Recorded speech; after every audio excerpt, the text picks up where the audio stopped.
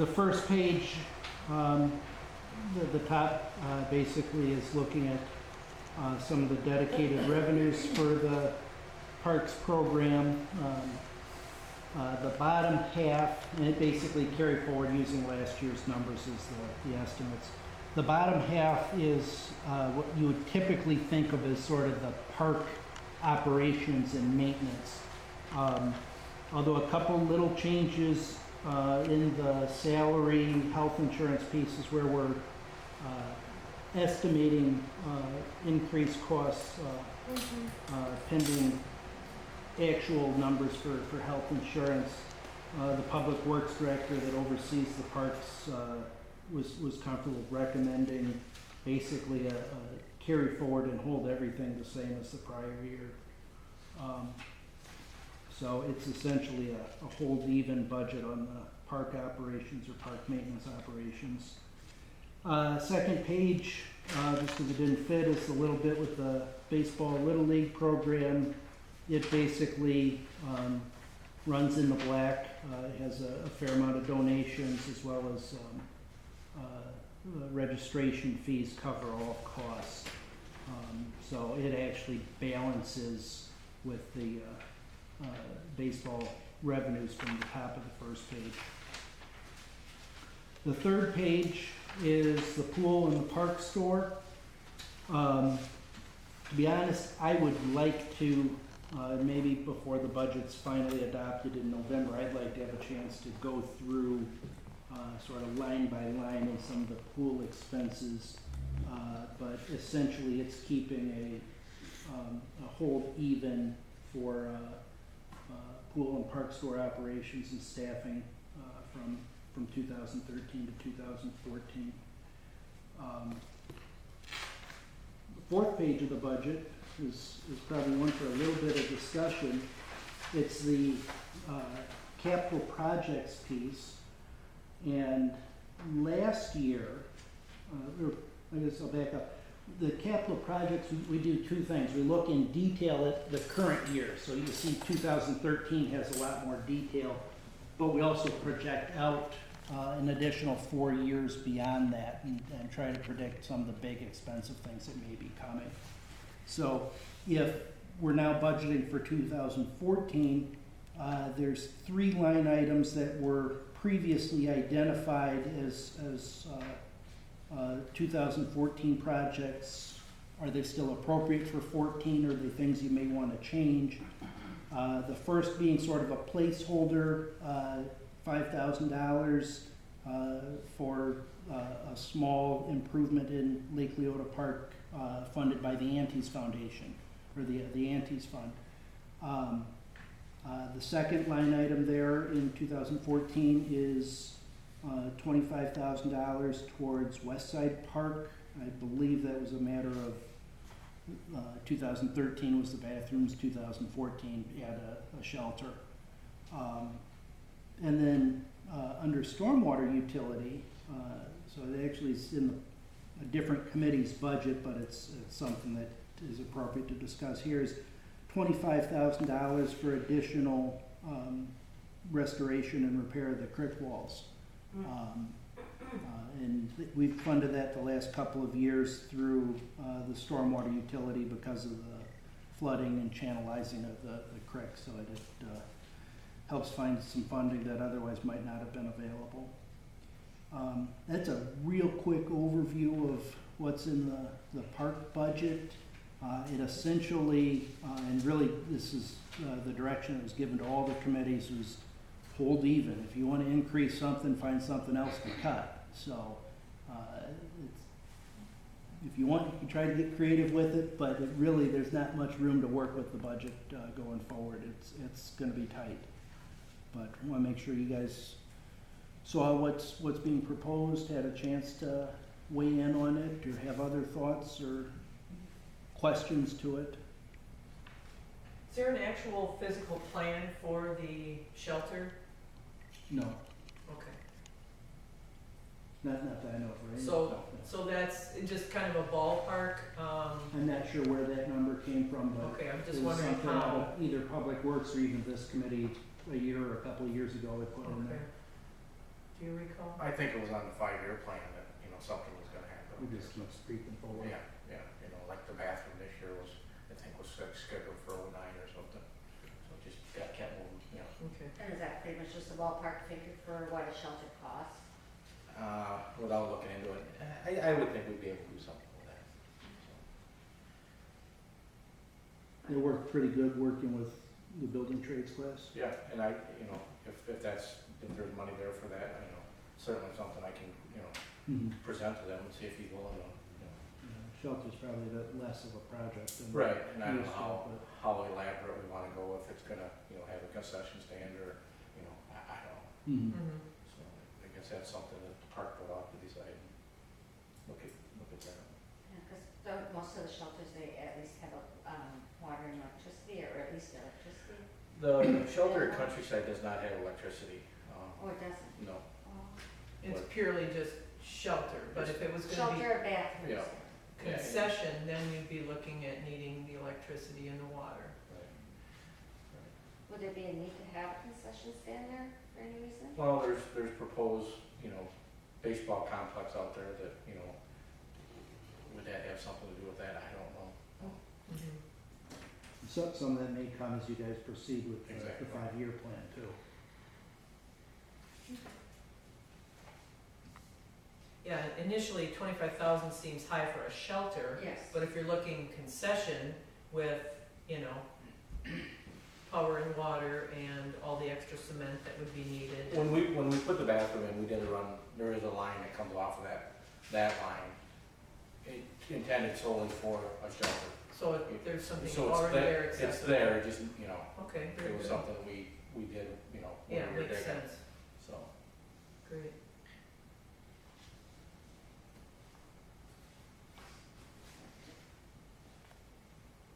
Thank you. That's it? Sure. Thank you. Sure. Okay. Now we can move on to number 6, the 5-year park plan discussion with Nicole, please. Yes, thank you. So this is the moment everyone's been waiting for. We have recommendations for the plan. First of all, I'd like to say thank you to everyone for completing your homework. I've been doing this for 8 years now, and I've never had an entire committee complete their homework, and everybody did. So thank you. I brought treats for everyone to say thank you for doing that, because you made my life a lot easier, so I don't have to go back and re-calculate everything. So that, pass these down. All right, and then more importantly, these are the results of the worksheet that you all completed. So essentially what you have here is, what we have here is the worksheet that you completed, but what I did is I took all of your responses and I averaged them for each of the criteria for each of the recommendations. So the results that we ended up with were really good. I was very impressed with the fact that you guys were tough on the recommendations. A lot of times when I do this, everybody will give everything a 5, which doesn't really result in too good of results because everything ends up with the same score. So essentially when you're looking at this, the items that are highlighted in kind of the shading here, those were the highest ranked items based on your input for the worksheets. So what I did is I highlighted the top recommendation with the highest average for each section. And then I also highlighted everything that scored above 3.5 because there were not a lot of items that scored that high. So I figured we could go through just some of these top recommendations here. I can give you a little bit of info on what was incorporated or what some of the results were. Just to give you an idea of the scores, the lowest score we saw was a 1.75, and that was for creating another exit from Leonard Leota Park. And then the highest score that we received, which is very appropriate to what Dan is talking about here today, was that the Park and Recreation Board should be encouraged to reference the plan during budget preparation each year. So that was really good to see that that came out as the highest recommendation.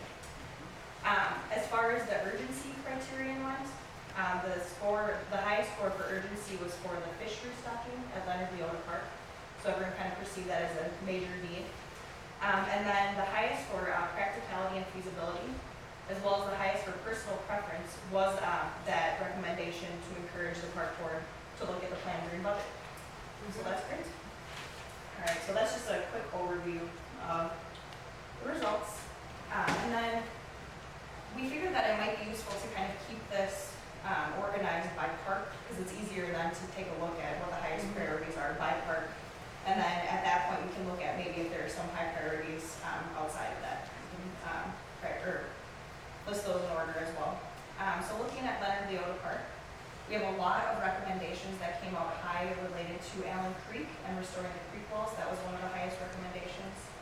A lot of people are interested in seeing a master plan for Leonard Leota Park, and I think that that is really great that came out as a recommendation because that kind of would address a lot of these other recommendations within the plan. Some of them are more micro scale, so developing a site plan for Leonard Leota Park would be helpful in addressing a lot of those. Reforestation is still considered to be very important at the park. The disc golf came out as a high priority, and I think that's probably a reflection of the fact that you've all already discussed that topic. It's beneficial to include that in the plan, even though it's been approved. That way, if there is money that's pursued to help with implementation of that, it's available to do that. We would be able to apply for state funding or something like that because it's in the park plan. So it's good that came out high. Fish restocking efforts, that was another high priority. That's something that the Soul Group is doing already. So that's something that the group would really like to see continued. Along with the landscaping, there is an interest in continuing the shoreline restoration along Leonard Leota, or Lake Leota. And then again, the repairing of the walls for Allen Creek. And that's something that has been done, as far as I understand, kind of piecemeal over the years when there's funding. Because this came out as such a high priority in the plan, that's something that we could possibly pursue funding from the state or something like that in order to implement. As far as the pool is concerned, the recommendations were primarily related to policy items as opposed to infrastructure items. It seems like there's been a lot of work done on the pool in recent years, so this is more related to just taking a look at policies as far as costs and maintenance and things like that would go. For Westside Park, the top recommendation that came out for that park was actually installing picnic tables. So that's a relatively easy recommendation to implement compared to some of these larger projects that are being proposed. You'll see that as far as the baseball and softball fields are concerned, that came out at a 2.96, which is just below average, I'd say, for a recommendation. So that's something to keep in mind. The shelter did score fairly high with a 3.33. So something to think about as you're having that conversation. And then the rest of the recommendations for each of the smaller parks did not really score as high with the exception of Countryside Park. Something that had been identified in the last plan was to have a handicap parking space identified in front of that park. And that actually came out as a pretty high recommendation in this one. And it's something that would be fairly easy to implement. And then adding recycling receptacles next to the trash receptacles in all the parks also came out fairly high as a broader policy and infrastructure item. I know that's something that has been tried in the past, is that correct, Ray? What's that? The recycling bins, is that? Yeah, we have looked at the school at one time, looked for a grant Okay, for it, and it did come through. But okay. it's tough stuff. Leave it. It's hard to maintain, I would imagine. Or tough for. Recycling, I mean, it's just. The cost of it was actually a school class Okay. that pursued a grant, but the costs are expensive for recycling and And I talked to our receptor, or trash people, and they don't offer anything either. Okay. So it's, I mean, we've had cans up there that were just meant for cans and bottles, and it just, everything. Nobody pays attention. Everything. Okay. Right. So that's something to keep in mind when looking at implementation for these Which is a shame, because you'd think we're so kind of used to it by now, that we just all really pay attention to it, but clearly not. The funding source, it was Nancy Greeley worked with her class to ask for a grant to the Evansville Fund. And the Evansville Fund felt that it was something the city should actually, expend funds for. So that was the grant source that was looked at, and it was a number of years ago.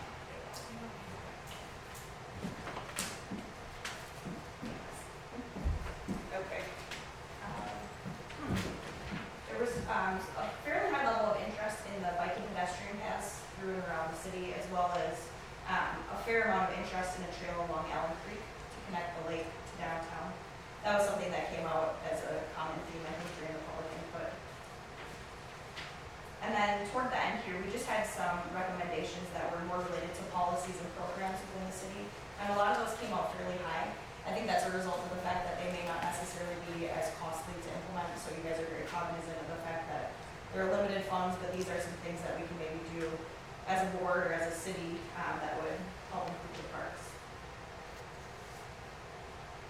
So that's just kind of the quick and dirty of the results of the recommendations. Is there anything that, I know that I talked a little bit with Randy, and he mentioned 2 items that he thought were missing as recommendations as part of this. One of those was related to improving the lights of the upper ball time, is that correct? And then the other was the possibility of a band show at Leonard Leo Park. And that was kind of all, if this happens, then this, and then this Okay, type of thing. So that's why even that was great. Thank not you. And I big think, flag waving. aren't the Jays though pursuing fundraising for better lighting? I thought that was part of their, as It's I one of, recalled, it's on their list. It's on their wish list, yeah. it's on their wish list. It's one of the things that from their perspective about the best they're gonna be able to do is improvements. Mhm. The idea of really making them not only better, but energy efficient, so that Yeah, a lot of the money is just those big giant heaters that also produce light, right. and make it more Fun, energy fun. efficient, so. Yeah, they're actually looking at doing a pretty major fundraising, my understanding, it's kind of like, Yeah. to save the lights type of thing. Were there any other recommendations that you had thought about during the process of working on this park plan that maybe I missed when I put this together? I just want to make sure that we incorporate everything possible. And I had had a lot of conversations with Ray about what had been done since the last plan and trying to carry over most of what had not been done since that last plan to these recommendations. The one thing that I don't see on here is I'd like to see the lower diamond redone, the upgrade. Okay, I've talked about it before, pushing the fence in off the road there and, moving that in a little bit okay. to make it a little more friendly. I thought that's on the. Yeah, that's Was it on there? last, on the first page. Check lower diamond to allow for longer fences. Okay, I'm sorry? Oh, that's okay. Should we change the wording on that a little bit? Nope, that's fine. Okay. Just something I'd like to see, I think we talked about it before, Mhm. down the road, I'd like to see something done. Anything else that might be missing? I guess what I find it interesting, but it makes sense, interesting that this was sort of our opinions, but yet it's based on what everyone in the community has been, talking about, requesting, found important too, so I think it's great that we're obviously listening to people, we paid attention to what, the residents' needs and wants were, and it worked out, real great, I think. I'm glad to hear that you feel that way. And that was kind of the intention of gathering all that public input, looking at the inventory prior to actually developing the recommendations and prioritizing them. So I really, based on what I've seen in the public input, this really reflects, I think, Yeah. the input that's been gathered. And it's hard, I mean, there's these groups that have come up that, would like, yeah, I would love the tennis courts repaved and repaired and basketball, and I'd love to see more tennis courts, and I'd love to see our tennis team have their own courts, but, yeah, financially, the city's just not in a place to just write that check, and, so I just hope that the groups that come forward with these ideas and requests, are happy that how things are progressing and just don't expect it to be, next year. It's the hard part. So I just have a question, being a new committee member. So we've gone through and we've gathered all this information, we have our budgets all set in place. So where do we go from here as far as developing an actual plan as to what we're gonna do and what's feasible to do this year, next year, the following year? Where's the funding gonna come from? Do we sit down as a committee in a formal, informal type of meeting and figure out exactly what we're gonna do with this information? That's And then do we present it to the community to at least let them know, that these are the things that we've looked at, this is things that have been prioritized not only by us, but community, and so maybe, like you said, Cheryl, not this year, but maybe in 2017, we can look at, you know, adding more basketball courts and more tennis courts, but I mean, it's not like we're not looking at it, but, so, I mean, I'm not sure how we go about developing all this. That's pretty much the last step in the planning process, so that's basically right after this. So we wanted to get your input on what you saw as priorities based on everything you've seen so far and your own personal preference as members of the community. And then what we'll do is I wanted to make sure that you're comfortable with how these rankings, or yes, ratings came out, sorry. And then what I'll do is I'll take this information, I'll put it together kind of in rank order, if you will, according to each part. And then we'll assign some costs or cost estimates to each of these projects. So obviously things that are policies will not necessarily have a cost associated other than maybe staff time. And then I'll be working with Dan as well as other city staff to put that into kind of a capital improvement project type of document. Yeah, so at some point there'll be a blurb in an article, like a mayoral thing or a Dan thing that gives the community knowing that these are the things that are being looked at, so they know they're being heard and et cetera. Right, and then as we talked about a few months ago when we had that kickoff meeting, we did that kind of right before Park and Recreation Board meeting. So probably prior to either the September or October Park and Recreation Board meeting, we'll do the same thing, but with the results of the planning process. So people can come in, kind of see what is all encompassed in the plan, what you're recommending, and they can provide their input. Then we also, you will recommend the final draft of the plan to the Plan Commission. At that time, the Plan Commission will then have a public hearing as part of their recommendation of the plan. So that will be another opportunity for input. And isn't that ultimately the reason we're doing this, is not just, boy, if we had money, this is what we'd like to do. The actual concept of a 5-year plan Right. is something we have to do. Mhm. And that's more of what we're going through rather than, boy, let's make a needs, let's go spend money list. Right. It's just more of, this is something we have to do every 5 years, Mhm.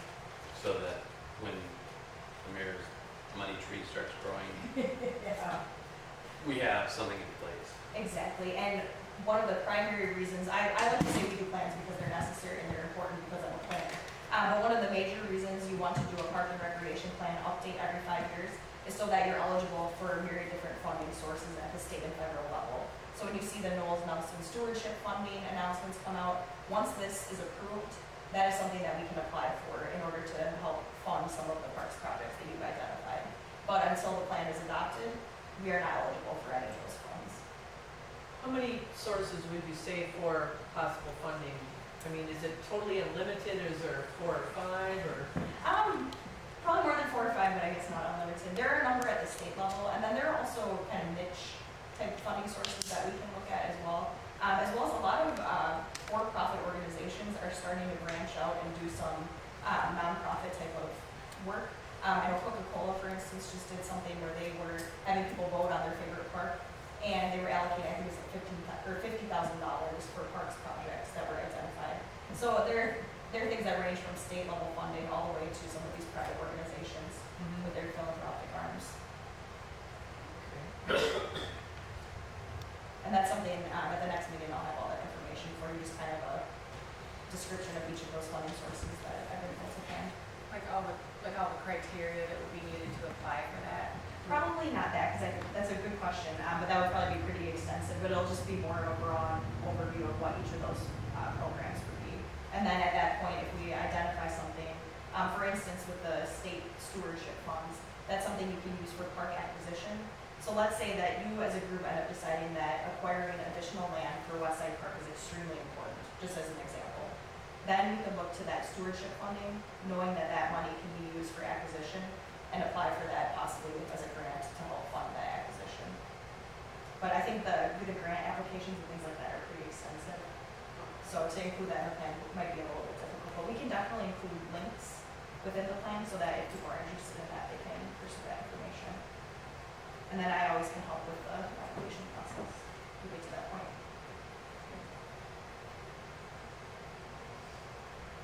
All right, any other